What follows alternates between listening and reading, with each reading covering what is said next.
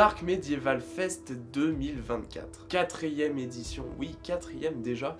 Et oui parce que le festival a commencé en 2019. Pour la petite histoire du Dark Medieval Fest, alors c'est un festival que je suis depuis les débuts. Pour la petite anecdote, eh bien c'est mon tout premier festival de ma vie, hein, en 2019, le 11 mai, et ça se déroulait à Ternan qui est là-bas.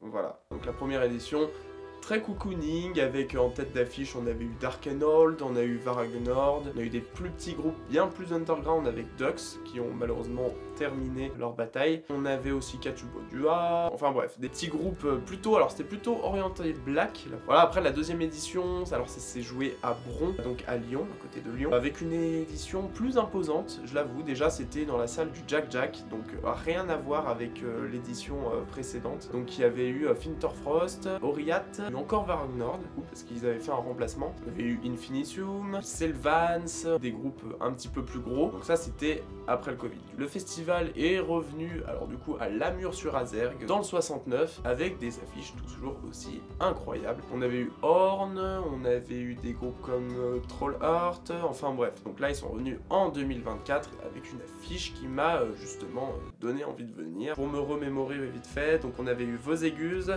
Elixir, après Drakworld. Après Drakworld, on avait eu Ice Storm, donc Sans Dragon, et 14 Dark Century. Incroyable cet accent, mais toujours au top, hein, finalement, on est pas du tout anglais. Bref, du coup, on commence bien la journée. Je suis arrivé un petit peu plus tard, donc c'est-à-dire les concerts commençaient vers 16h30, il me semble, j'ai pas le running order en face de moi. 16h, 16h30. Ouais, c'était 16h30, un truc du genre. Je rappelle que le Dark Medieval Fest a la bonne idée de mettre un marché médiéval complètement gratuit, donc sur le parking de la salle. Donc tu peux retrouver plusieurs exposants avec des artistes, etc.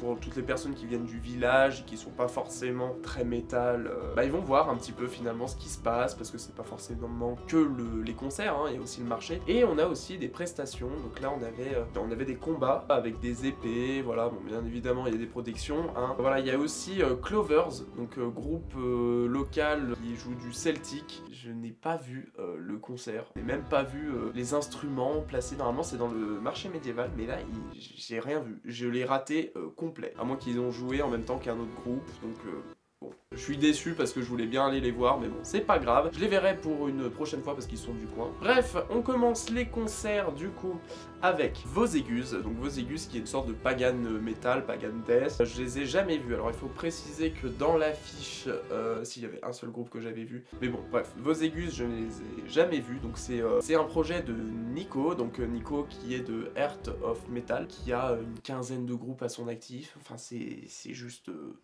zinzin. Je vous mets quelques liens ou quelques projets qu'il fait par là, vous allez voir, c'est juste monstrueux, c'est quelque chose de fou. Donc là il était venu cette année avec Voseguse, l'année dernière il était venu avec Trollheart, l'année encore suivante il était venu avec Infinitium, donc l'année prochaine qu'est-ce que ça va être? Je sais que Voseguse devait passer l'année dernière bien au Dark Medieval Fest, mais je m'en souviens qu'ils ont été annulés, remplacés du coup par Trollheart, donc pareil avec Nico au chant. Donc là cette année c'était Voseguse. Moi ce que j'en ai pensé, j'ai trouvé ça vraiment très cool, très sympa pour ouvrir le festival. Ça reste dans les codes du pagan, puis les codes du festival aussi, hein, qui est dans tout cet univers folklorique, médiéval. Donc ça collait très très bien. Je sais qu'ils sont de Nantes, vous avez l'occasion de les voir. Eh bien allez-y, je vous le conseille fortement.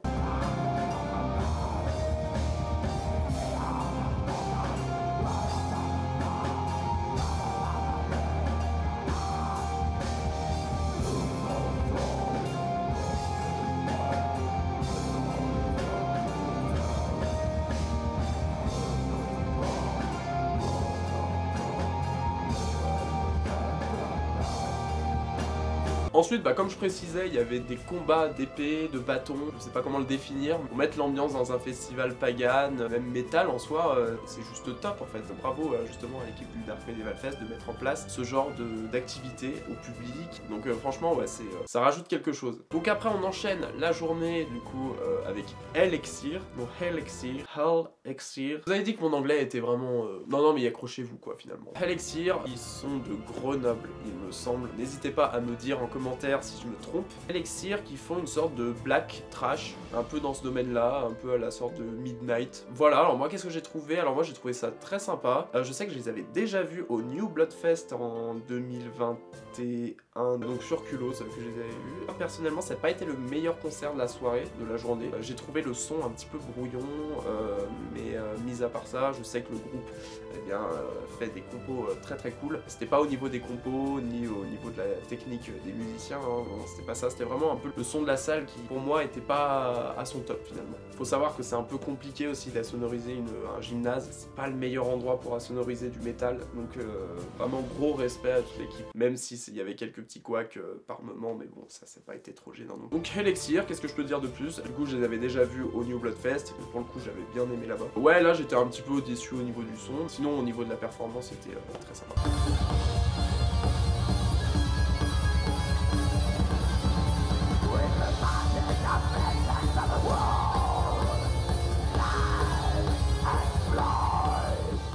Faut savoir que le Dark Medieval Fest, alors du coup c'est dans un gymnase, la salle pluraliste si je me trompe pas. Il faut savoir qu'il y a Lazergue qui passe juste à côté, donc je me suis un peu posé parce que en fait il faut savoir que j'ai fait une grosse soirée la veille, je me suis couché très tard, passons les détails. Donc enchaîner un festival le lendemain pour le couvrir, pour prendre des photos, etc.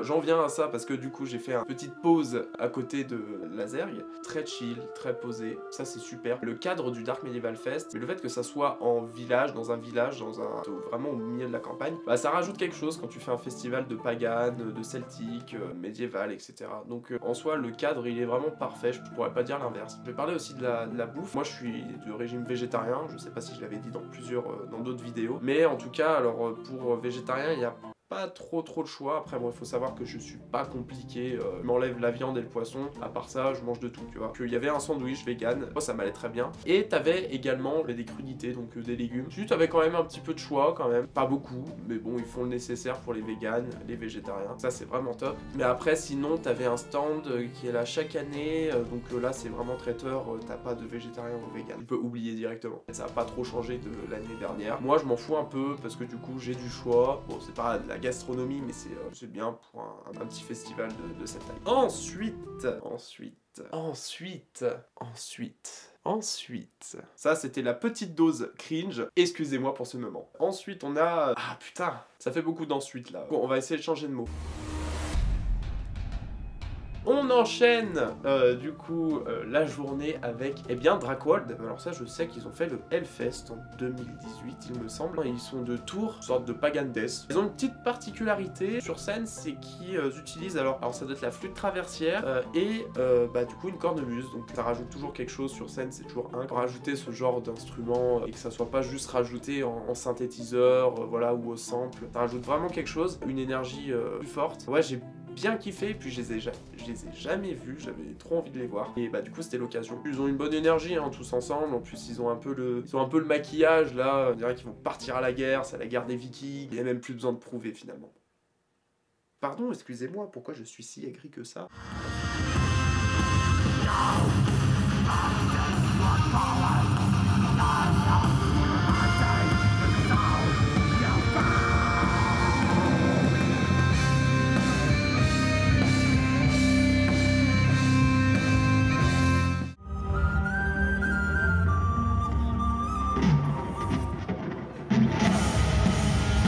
Ah, après Drakwold, ouais, là il y a eu un petit coup de cœur, une belle découverte. Il y avait Icestorm. Icestorm, je ne connaissais pas du tout. Parce que l'année dernière, il y avait Drakum, et Drakum, c'est justement un groupe de death, folk, ouais, death folk un petit peu. Ils sont venus l'année dernière, et là, en fait, il faut savoir que le chanteur de Drakum a un side project qui s'appelle Icestorm, donc du coup qui est venu cette année présenter son projet Icestorm, plus orienté death metal, avec un univers médiéval. Ça va être plus orienté death épique, etc. Un death épique, je sais pas comment dire, une sorte de Amon Amarth, même si c'est pas tout à fait la même chose, mais tu comprends, voilà. Qu'est-ce que j'en ai pensé? J'ai trouvé ça très cool, j'ai trouvé ça très bon vivant, le chanteur, franchement il impose, c'est qu'il a une carrure assez imposante, donc des petits pogos, tout ça, ça s'est bagarré, je trouvais ça efficace.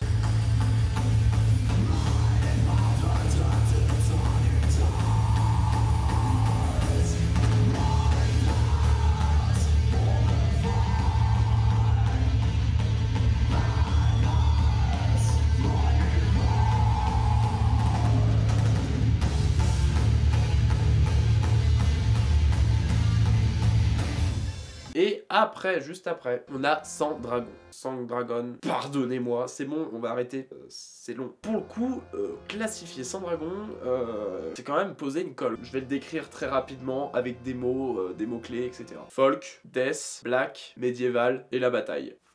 Ce qui est cool avec Sand-Dragon, c'est que, alors déjà, ils sont beaucoup sur scène. Je vais voir, 1, 2, 3, 4, 5, 6, 7... Ça y est, ils sont 7 quoi. Claviériste, batteur, bassiste, guitariste, chanteur, une chanteuse et une personne aux percussions. Et bah franchement ça c'est super cool quand t'as beaucoup de personnes sur scène. Bah ça rajoute vraiment quelque chose. Je trouve ça très bon mood. Même la musique, hein, j'ai trouvé ça très sympa parce qu'ils savent varier dans leur set. En plus ils avaient un set un peu plus conséquent parce que du coup ils étaient en co-headliner. C'était juste avant la headline. Ils avaient un set un petit peu plus imposant. Là ils ont eu le temps de faire un petit set death, un petit set black, des fois ça passait par du folk, jamais vraiment la même chose, c'était pas très redondant, même voire pas du tout redondant. Je sais qu'ils font pas mal de petites dates intéressantes cette année, donc je vais les revoir au Lions Metal Fest, on y sera, et le Furious Fest aussi, on y sera également. Voilà, donc ils y seront, donc là ils n'auront pas un set aussi gros que le Dark Medieval Fest, et je sais pas ce que ça va donner dans un set un peu plus petit et en journée, parce qu'il faut savoir que là c'était en pleine nuit. Pour Sand-Dragon, j'ai rien d'autre à dire, je ne sais pas d'où ils viennent, et je ne fais pas les recherches. Travailler dans un média et ne pas faire plus de recherches que ça, mais qui je suis finalement. Metalife, Metalife.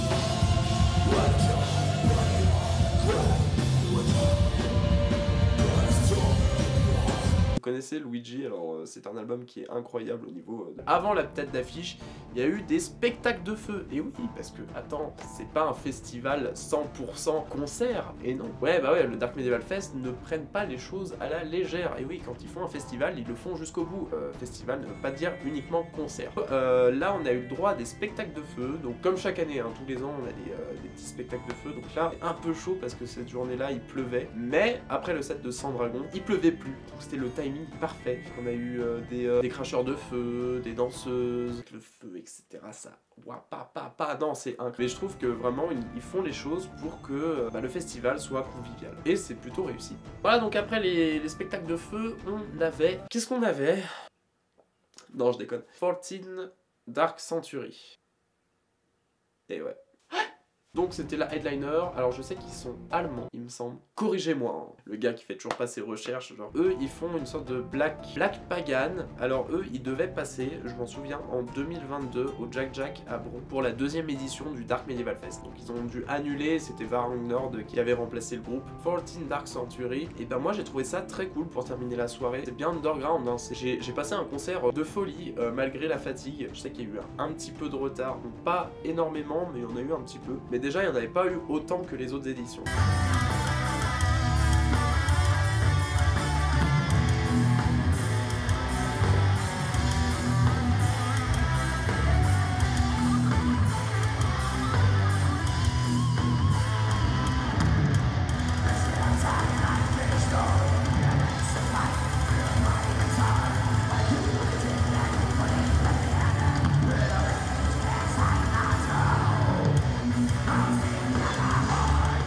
Que dire de plus sur cette soirée, sur cette journée hein, même, hein, parce que ça se passe pas que sur une soirée. Parce que normalement le festival, alors le marché ouvre à 14 h à peu près, le concert commence à 16 h 30 à peu près. Qu'est-ce que j'en ai pensé? Quelles sont les améliorations à faire? Qu'est-ce que je remarque depuis ce qui a changé? Personnellement, ce que je pense, alors déjà du cadre, du site, de la salle, très charmant, très sympa. Aussi la rivière qui longe le côté de la salle. Il y a juste un côté me titillait, le son de la salle, mais bon, comme je disais tout à l'heure, le son dans un gymnase pour insonoriser du métal. Et c'est chaud hein, à sonoriser en gymnase. Hein. C'est pas non plus inaudible. Ouais, le son était un peu à retravailler. Aussi, à l'intérieur de la salle, alors il y avait Adiposer, le label, et il y avait aussi le stand de merch des groupes. Alors cette année, j'ai été plutôt raisonnable, hein, je n'ai rien acheté. C'est un effort. Il y a aussi des stands de tatouage à l'entrée de la salle. La programmation, ben, cette année, j'ai trouvé ça vraiment top. Je sais que l'année dernière, j'avais fait une grosse découverte, c'était Dracum pour le coup. Là, cette année, c'était Sans Dragon. Tous les groupes ont été très très cool, très très bons. J'ai hâte pour l'année prochaine, ce qu'ils vont nous réserver. Bah écoutez, le Dark Medieval Fest, je n'ai rien d'autre à ajouter. Continuez comme ça, vous êtes dans une bonne voie. J'ai l'impression que le festival a envie de rester un peu dans ce terme underground, ce qui me déplaît pas, hein, pour le coup. D'ailleurs, bah, vous n'avez pas forcément l'opportunité d'aller dans des gros festivals comme le Hellfest, le Potoculteur, le Grass Pop, parce que soit c'est trop loin, soit c'est trop cher. Bah n'hésitez pas à soutenir ce genre de petits fest. Ils se démènent tous les jours pour faire ce genre d'événement. Gros respect à toute l'équipe. Voilà, j'espère que cette vidéo vous aura plu. En tout cas, je sais pas combien de temps je tourne cette vidéo. Ça fait quand même un peu longtemps, hein, donc ça va être là je fais le malin en vidéo, mais au moment du dérochage, je serai en mode tu parles encore trop, Julien. Mais ça va, sinon je m'accepte. Voilà, en tout cas, merci d'avoir regardé la vidéo jusqu'au bout. J'espère que la vidéo t'aura plu. Et puis, bah, sur ce, on se retrouve pour de prochaines vidéos sur MetaLife, du nouveau contenu. Je te dis à très vite. Je sais pas dans quelle occasion on se retrouvera, mais on se retrouvera très prochainement. Tchuss!